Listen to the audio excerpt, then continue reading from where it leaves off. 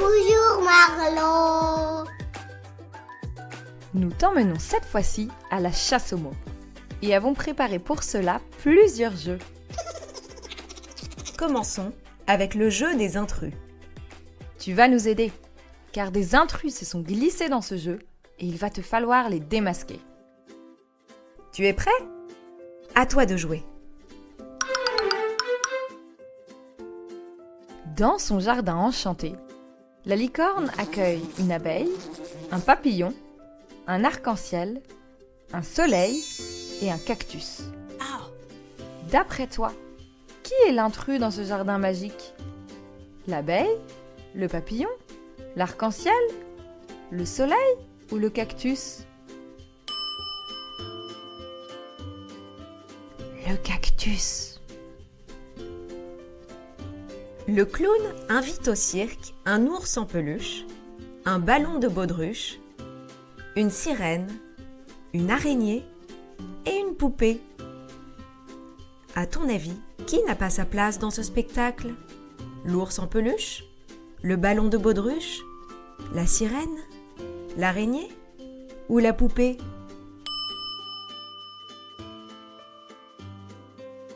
L'araignée.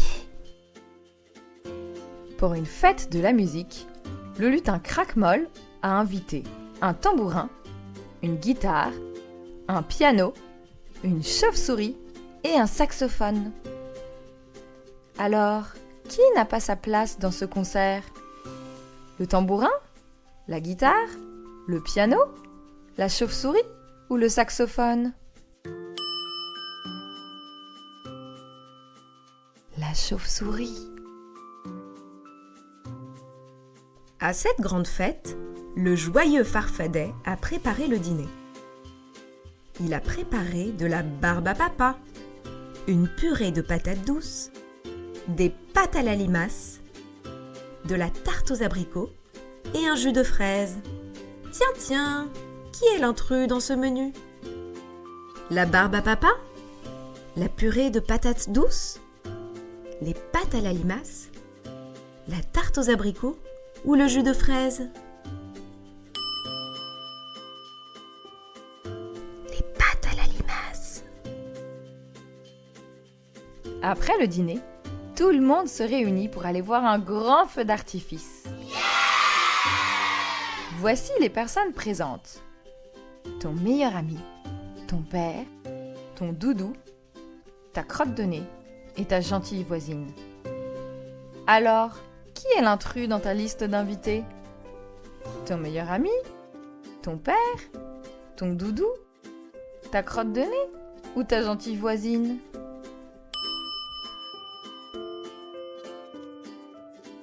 Ta crotte de nez. C'est l'heure d'aller te coucher.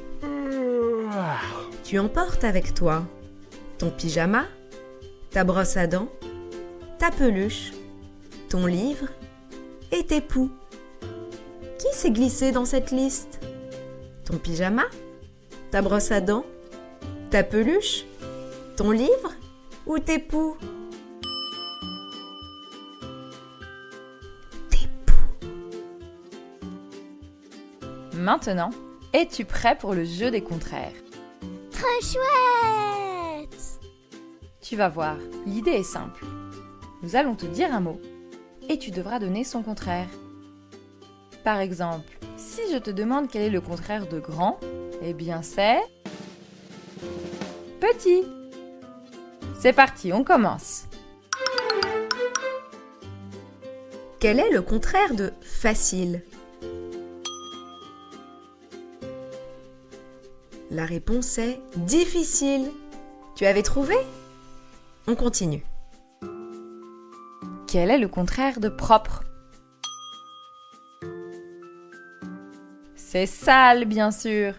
J'imagine que tu as eu juste. Allez, un autre. Quel est le contraire de amusant? Bien vu, c'est ennuyeux. Il y a morne aussi. Au suivant. Quel est le contraire de dur? Eh oui, mou. Il y avait souple aussi. Encore un. Quel est le contraire de courageux? C'est peureux. Pas comme toi, j'en suis sûre. On continue. Quel est le contraire de patient? Eh oui, impatient, c'est exact. Allez, au suivant, je sens que tu brûles d'impatience. Quel est le contraire de haut? Bravo, c'est bas. Encore un. Quel est le contraire de calme? Eh oui, c'est agité. Mais il y a aussi turbulent ou excité. Allez, un dernier. Quel est le contraire de lent? Bien joué, c'est rapide. Et rapide, tu l'as été, dis donc. Bravo! Tu t'es encore une fois très bien débrouillé. Maintenant, nous allons jouer au jeu des synonymes. Tellement bien. Un synonyme, c'est un mot qui veut dire la même chose qu'un autre. Par exemple, le vélo est le synonyme de bicyclette. Tu as compris? Attention, garde bien en tête que pour un mot, il peut y avoir de nombreux synonymes différents. Alors, on y va. Peux-tu me donner un synonyme du mot calme? Une réponse serait tranquille ou même paisible. On continue? Oui. Maintenant, peux-tu me donner un synonyme pour intelligent?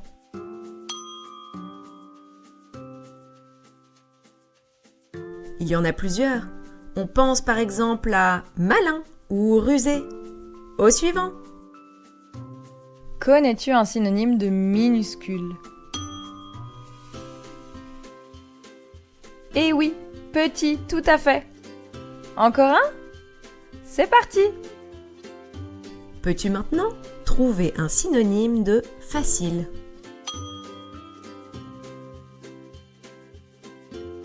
Il y a par exemple simple ou aisé. Tu t'en souviendras? Et maintenant, un synonyme pour froid.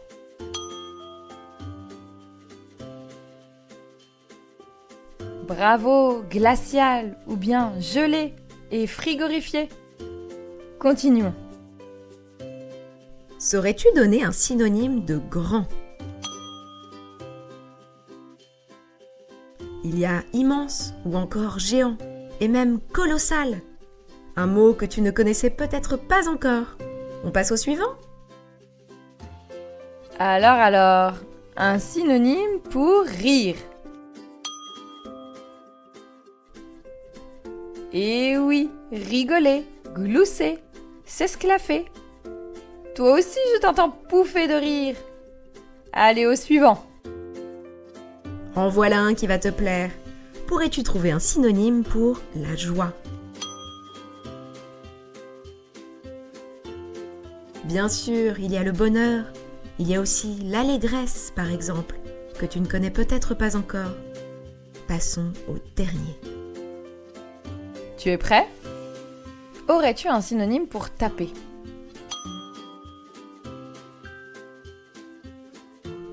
Exactement, frapper. Il y en a d'autres aussi. Cogner ou heurter. Je suis sûre que tu sais ce que cela veut dire. Mais attention, il est interdit de taper. Ça, tu le sais, c'est certain. Enfin, sauf sur un tambour, petit coquin. Voilà, bravo à toi.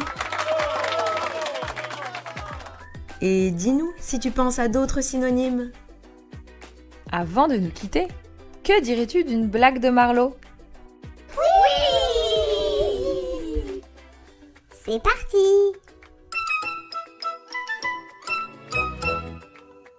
La maîtresse de Toto lui demande: quelle est la première personne du présent de bailler?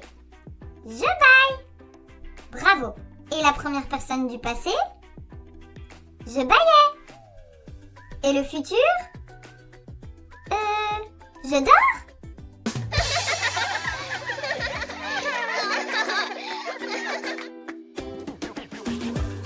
À bientôt!